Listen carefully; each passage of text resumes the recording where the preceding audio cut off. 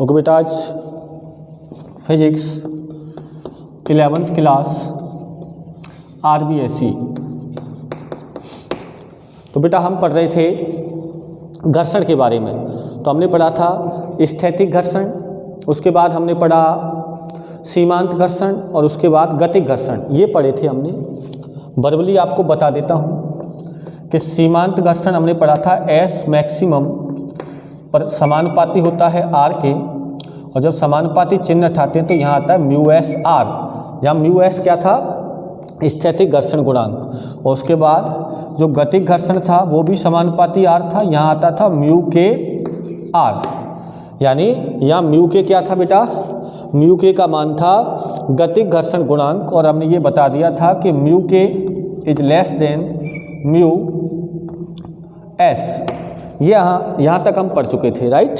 अब हम बात करते हैं अगले टॉपिक की, और अगला टॉपिक होगा बेटा आरोपित बल व घर्षण बल के मध्य ग्राफ या परिवर्तन, राइट बेटा। तो अगर हमें ग्राफ बनाए इसके लिए, तो देखो ग्राफ कैसा बनेगा।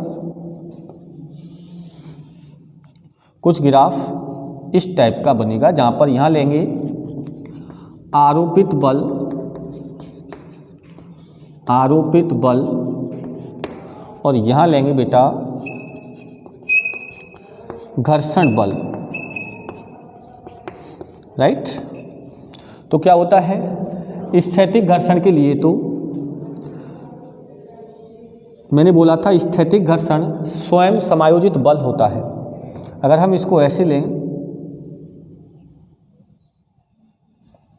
तो ये ग्राफ कुछ इस प्रकार से आएगा, जिसमें बेटा यहाँ से ये मान अगर देखें अपन, तो ये मान बता रहा है अधिकतम घर्षण को, और इसको बोलते हैं हम Fs मैक्सिमम। यानी इस समय यहाँ जो वैल्यू है वो है Fs मैक्सिमम, राइट। इसके बाद ये जो मान है यहाँ से यहाँ तक, ये है Fs, मतलब जो घर्षण बल है जिसको स्थैतिक घर्षण बल बोल रहे हैं, ये समानुपाती है किसके, आरोपित बल के यहाँ तक। इसके बाद इस घर्षण बल का मान अधिकतम हो जाता है, जिसे बोलते हैं सीमांत घर्षण बल। और इसके बाद यदि आप बल बढ़ाओगे तो वस्तु गति करने लग जाएगी, और ये जो मान है ये मान बता रहा है बेटा एफ के, यानी ये बता रहा है गतिक घर्षण को। और यहाँ से पता लग रहा है कि एफ के छोटा है किससे बेटा, एफ एस से या एफ एस मैक्सिमम से, राइट बेटा। इस प्रकार हमने देखा कि घर्षण बल और आरोपित बल में परिवर्तन क्या हो रहा है। यानी जब वस्तु गति करने वाली ही होती है तो उसे कहते हैं सीमांत घर्षण बल, और जब गति कर जाती है तो ऐसी स्थिति में कहलाता है अपने पास कौन सा, गतिक घर्षण बल। तो ये तो थी ग्राफ की बात। अब हम बात कर लेते हैं घर्षण के लाभ, क्या क्या बेनिफिट्स हैं इसके।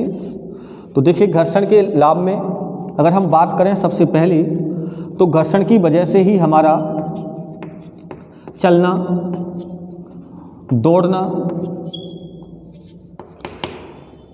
दौड़ना संभव है। समझते चलना बेटा।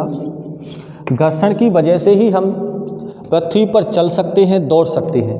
कारण क्या है मैं आपको बताता हूँ कि जैसे अगर ये कोई सतह है और अगर हम इस पर ऐसे चल रहे हैं, तो आपको ध्यान होना चाहिए कि आप क्या करते हो बेटा, आप अपने पैर से पृथ्वी को धक्का मारते हो। पृथ्वी को क्या मारते हो, धक्का। समझते चलना।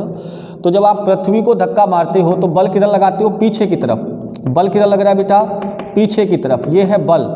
तो इस सतह पर, ये सतह कैसी होती है, खुरदरी सतह होने की वजह से इसके सतह के समांतर इधर एक बल लगता है जिसे बोलते हैं घर्षण बल। क्या बोलते हैं बेटा, घर्षण बल। इसी की वजह से हम चल पा रहे हैं। अगर ये घर्षण बल नहीं होता तो इसके रूप में हमें प्रतिक्रिया नहीं मिलती, यानी प्रतिक्रिया बल यहाँ पर क्या है बेटा, घर्षण बल है। अगर ये नहीं होता तो हम आगे की तरफ नहीं चल पाते। जैसे अगर अपने पैरों के बीच में अगर कोई चिकनी सतह आ जाए तो ऐसी स्थिति में जो बल है वो कम होता है और घर्षण बल की वैल्यू कम हो जाने की वजह से हम फिसल जाते हैं। दूसरी बात, जैसे हम साइकिल चलाते हैं तो जैसे साइकिल का मतलब मैं ऐसे सिंपली बात करूं, ये साइकिल का एक पहिया है, ये दूसरा पहिया है, यहाँ पर ये जो इस पर है ये इसकी चेन है, समझना ध्यान से। तो मुझे बताइए, ये जब हम साइकिल चलाते हैं बेटा तो साइकिल के पहिए पर एक बल लगता है और साइकिल के पिछले वाले पहिए पर बल लगता है और आगे वाला पहिया स्वयं गति करता है, आगे वाले पर कोई बल नहीं लगता। तो पीछे वाले पर जब बल लगाते हैं तो बल की दिशा क्या होती है बेटा, ये होती है, ये है आरोपित बल। आरोपित बल यानी ये पहिया पृथ्वी पर पीछे की तरफ बल लगाता है और जब पीछे की तरफ बल लगाता है तो इस पर घर्षण की दिशा क्या हो जाती है, ये हो जाती है, घर्षण की दिशा ये हो जाती है। आगे वाला पहिया जो है वो स्वयं गति करता है तो इस पर बल की दिशा किधर होती है, आगे की तरफ, तो इस पर घर्षण किधर लगता है, पीछे की तरफ। ये ध्यान रखना, पिछले वाले पहिए पर घर्षण किधर लगेगा, आगे की तरफ, और आगे वाले पहिए पर घर्षण किधर लगेगा, पीछे की तरफ। इसीलिए हम साइकिल को आगे चला पाते हैं। ये आपको समझ में आना चाहिए।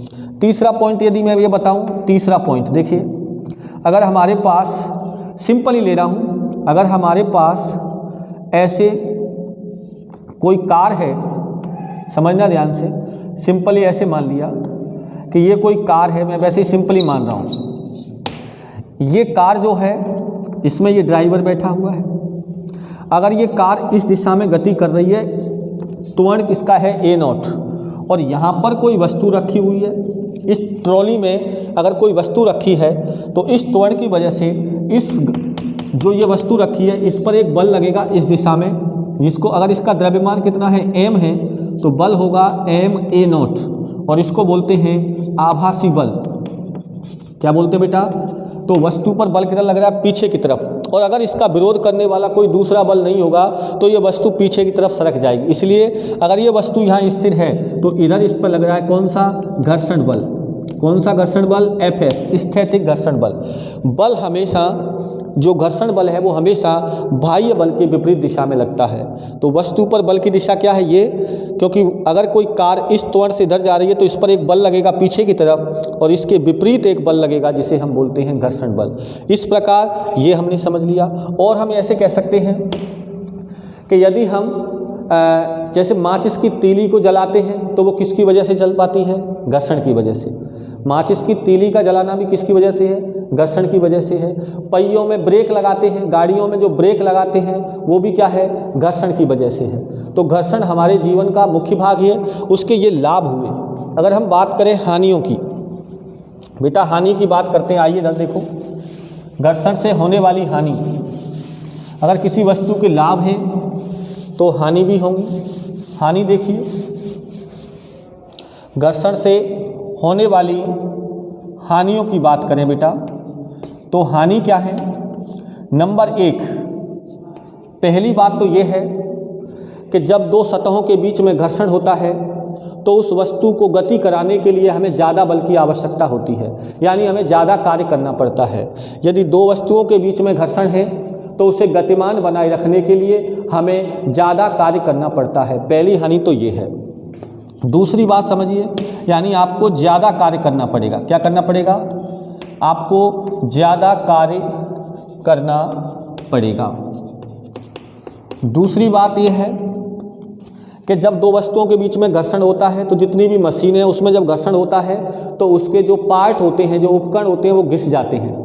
इससे पार्टों की क्षति होती है, यानी आप ऐसे कह सकते हैं कि उससे मशीनी क्षति होती है। क्या होती है, मशीनी क्षति होती है, मतलब मशीनी क्षति होती है बेटा। और तीसरा कारण ये है कि जब ये घर्षण करते हैं तो घर्षण के कारण ऊष्मा आदि का उत्पन्न होना इसकी ऊर्जा हानि को बताता है। जब दो पार्ट आपस में गति करते हैं तो इसमें ऊष्मा हानि होती है। क्या होती है, ऊष्मा हानि होती है और ऊष्मा हानि होने की वजह से उस परिपथ के खराब होने का या उसकी दक्षता का कम होने का डर रहता है, यानी उसकी दक्षता कम हो जाती है, दक्षता कम हो जाती है। तो घर्षण के लाभ भी हैं और घर्षण की हानियां भी हैं। तो अब बात आती है घर्षण कम करने के उपाय। अब हम बात करते हैं घर्षण कम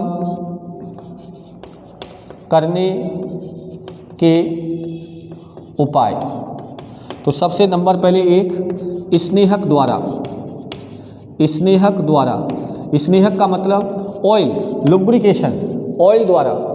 तो दो सतहों के बीच में जब वो सतह संपर्क करती हैं तो उन दो सतहों में छोटे छोटे उभार होते हैं और जो उभार होते हैं उससे घर्षण होता है। इसकी वजह से अगर उसके अंदर हम कोई स्नेहक डाल देंगे तो वो जो गड्ढे हैं वो भर जाते हैं, जिससे घर्षण कम हो जाता है। इससे घर्षण क्या हो जाता है बेटा? कम हो जाता है। दूसरा है बॉल बियरिंग द्वारा।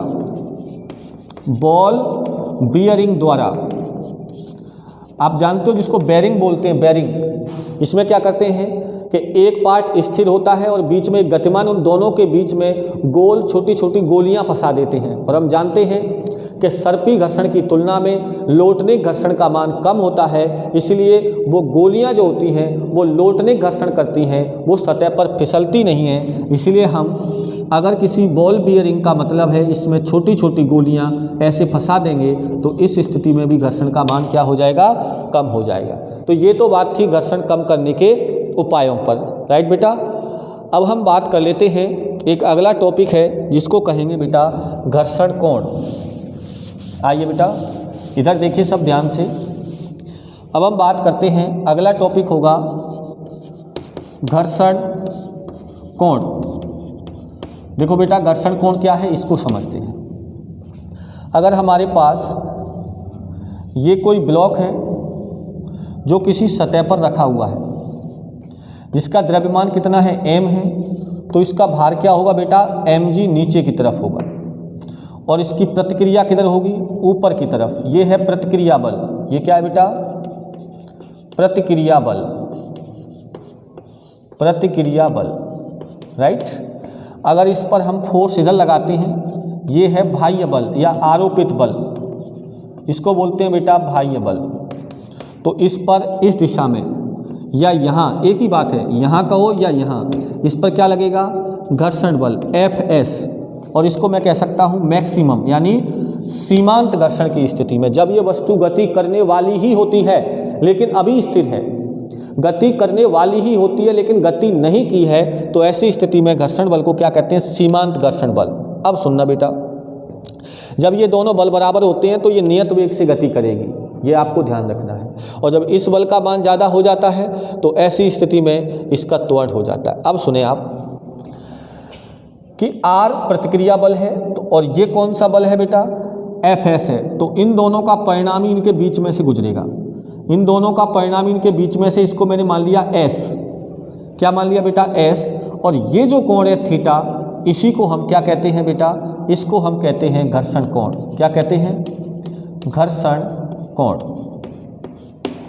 तो अब यहाँ से घर्षण कोण की परिभाषा क्या होगी कि सीमांत घर्षण की स्थिति में, समझना बेटा, सीमांत घर्षण की स्थिति में सीमांत घर्षण बल व R यानी प्रतिक्रिया बल के परिणामी कौन सा है? S।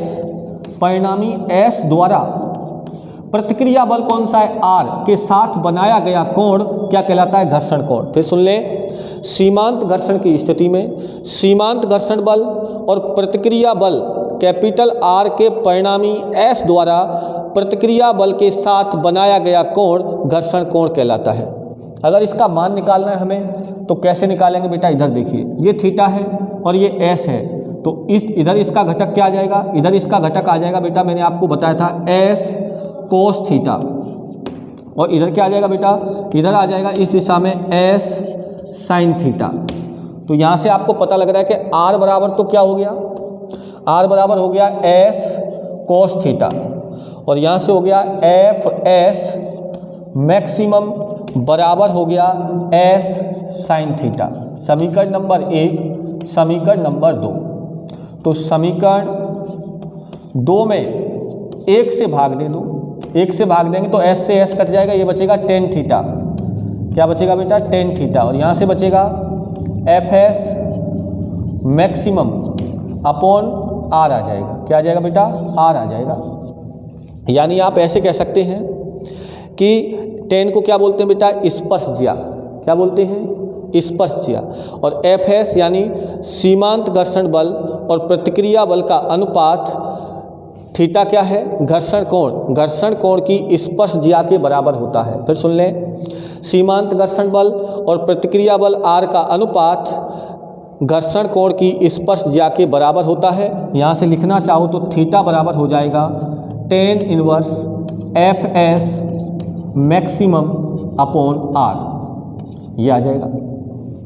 और यदि हम ये बात करें कि जो एस है यानी परिणामी बल, परिणामी बल, तो अपन ऐसे भी निकाल सकते हैं कि परिणामी बल एस बराबर अंडर रूट, ये हो सकता है R square plus F S maximum का स्क्वायर, ये भी फॉर्मूला होता है। तो यहाँ से आ जाएगा एस बराबर अंडर रूट, बेटा आर बराबर क्या होता है? एम जी, ये हो जाएगा एम जी का स्क्वायर। और एफ एस बराबर क्या होता है बेटा? ये होता है म्यू एस आर, और आर का मतलब एम जी, इसका क्या हो जाएगा? स्क्वायर। अगर इसको सॉल्व करेंगे तो ये आ जाएगा यहाँ से एस बराबर, यहाँ से एम जी स्क्वायर कॉमन आ जाएगा तो अंडर रूट से बाहर आ जाएगा एम जी, और अंडर रूट में बचेगा अपने पास 1 प्लस म्यू एस का स्क्वायर। और यदि घर्षण अनुपस्थित है, घर्षण अनुपस्थित है तो म्यू एस बराबर 0 हो जाएगा। तो ऐसी स्थिति में एस बराबर आ जाएगा एम जी। अगर घर्षण बल अनुपस्थित है तो ऐसी स्थिति में एस जो है वो इसी दिशा में होगा, और एस का मान क्या आ जाएगा? एम जी, यानी परिणामी बल यहाँ प्रतिक्रिया बल ही होगा। राइट बेटा? तो आज हमने यहाँ तक पढ़ा, नेक्स्ट क्लास में पढ़ेंगे नेक्स्ट टॉपिक।